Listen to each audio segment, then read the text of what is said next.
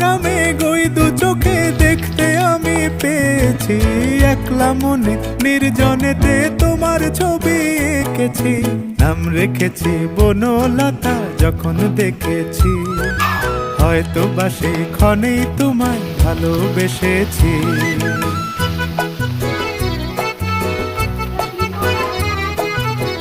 বনলতা কথা হয়ো না গো কুণ্ঠিতা, বনলতা কথা হয়ো না গো কুণ্ঠিতা।